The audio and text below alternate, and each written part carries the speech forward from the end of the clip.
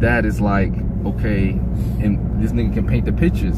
Can Nas not paint pictures? But then that's like, nigga, you was out the window looking at it. But so here's the big difference. That? Here's the biggest difference between somebody like Nas and somebody like Kweli. Kweli is rapping everything in multi-syllables in a fucking pattern and fucking with the pattern constantly while he's doing that shit. Nas will put rhyme words wherever the fuck he wants to put the fucking rhyme words. That shit pisses me the fuck off.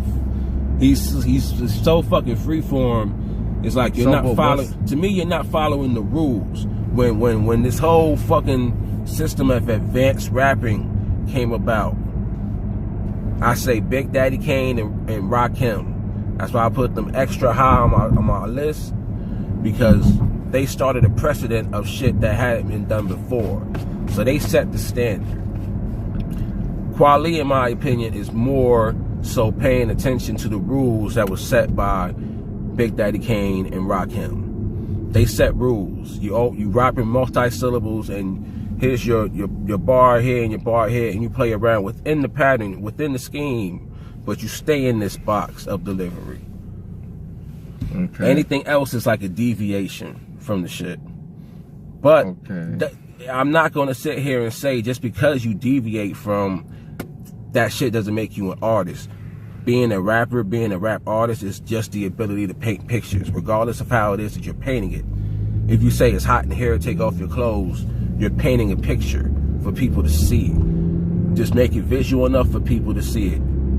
That's the whole point of being an artist. So I'm not saying not doing that disqualifies you from being a talented artist, which I'm not going to call Nas untalented.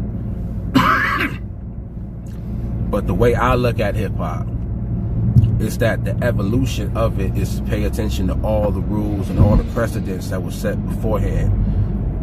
Locks, in my opinion, were extremely understanding in the fact that you keep your technicality at a high level.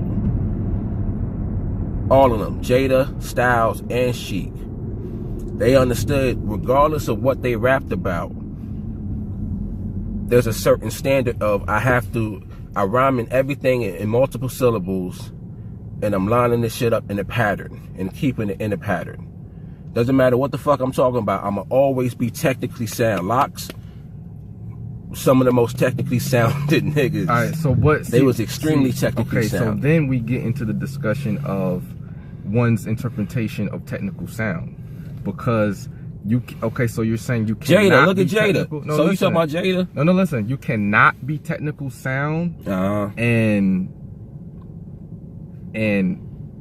like evolve the pattern. You see, so like it's like you recognize the Rakim and the Big Daddy Kane, just like you said.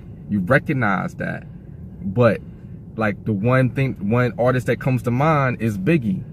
Biggie is very spontaneous. The key word is spontaneous. You know what I'm saying? That's what, you know what I'm saying? It's like, it's almost like the whole idea is getting keen, specific, visual subject matter plus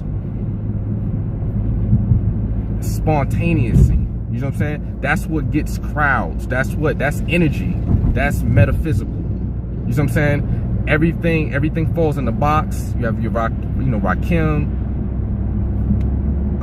Big Daddy Kane. Don't forget Kool G Rap. You know what I'm saying? Let's not forget. You know what I mean? If you listen to like even like earlier, like more earlier, like Big L. You know what I'm saying? Like all of that it was very potent, as you was saying exactly the rhyme schemes that the artist was using, and you could see that it was all lining up, you know what I'm saying, in a certain pattern, you know, but you saw where like you can actually elevate